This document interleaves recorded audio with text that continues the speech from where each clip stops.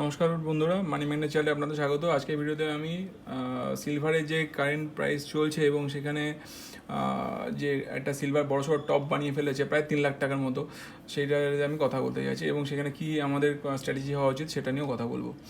এখানে দেখতে পাচ্ছেন সিলভার প্রাইসিংয়ে যদি আসি আমি, পার কেজি সিলভারের দাম বেড়ে হয়ে গেছে এখন 2,95,000 মতন এবং এনফ্লেক্সেও প্রায় সেম দামটাই শো করছে। এবং 18ই জানুয়ারির আপডেট অনুযায়ী দেখা যাচ্ছে সিলভারের দাম প্রতি 1 কেজিতে 2,95,000।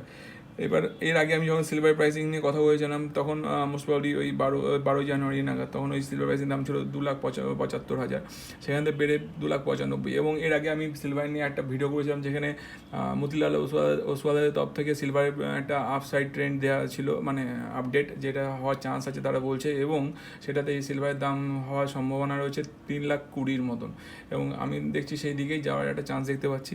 তবে হ্যাঁ, এখানে প্রায় একটা সিলভার একটা টপ বানিয়ে ফেলেছে, তো ব্যাপারটা কি এখানে এই মুহূর্তে আপনারা ফোমোর মধ্যে পড়বেন না, অর্থাৎ ফিয়ার অফ মিসিং আউটের মধ্যে পড়বেন না যে আমি এটা নিতে পারলাম না, মানে আমি তাহলে মিস আউট হয়ে গেলাম। তবে এই যে মার্কেটে একটা হাই বানিয়ে ফেলেছে, এখানে একটা ফোমো কিন্তু তৈরি হওয়ার চান্স আছে, এবং ফোমোর উপর ডিপেন্ড করে মার্কেট, মানে সিলভারের দাম ক্র্যাশ হওয়ার চান্স আছে। কারণ সিলভার প্রতিদিনই প্রায় একজন মানে আপসাইড দিচ্ছে ট্রেন্ডে, প্রায় 10%, 15% করে গ্যাপ আপ দিচ্ছে। এবার যখন পড়বে তখন একবার লাস্ট যখন পড়েছিল 22,000 মতো পড়ে গেছিলো, প্রায় একদিনে 60% পড়ে গেছিলো, 60%। তার মানে বলতে গেলে সিলভারের মুভমেন্ট বিশাল বড় সড়ো গ্যাপ মুভমেন্ট দেবে, এবং সেই জন্যই আপনাদের মাথায় ফিক্স রাখতে হবে যদি মানে সিলভারের পিছনে ইনভেস্ট করতে চান আপনারা, মানে নিফটির ইটিএফগুলো কিনুন, নিফটির যে সিলভার ইটিএফগুলো সেগুলো কিনে ইনভেস্ট করুন, আর অল্প করে ইনভেস্ট করুন, যেখান থেকে আপনার পড়ার চান্স, মানে লসের চান্স কমে যায়।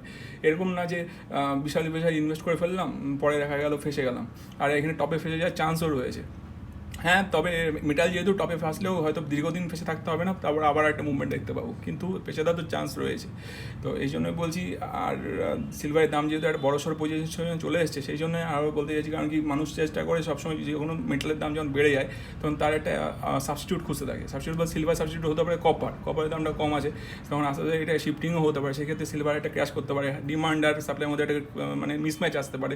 সেই জন্য এই প্রবলেমটা, এখানে একটা এই প্রবলেম ক্রিয়েট হতে পারে। সেই জন্যই আপনাদের অ্যালার্ট করার জন্য এই ভিডিওটা। যদি কেমন লাগলো সেটা কমেন্ট করে জানাবেন। যদি আমার চ্যানেলে ভিডিওগুলো ভালো লাগে তো আমার চ্যানেলটা সাবস্ক্রাইব, শেয়ার অ্যান্ড লাইক করে আমার পাশে থাকবেন এবং আমার চ্যানেলটা গ্রো করতে হেল্প করবেন। ধন্যবাদ।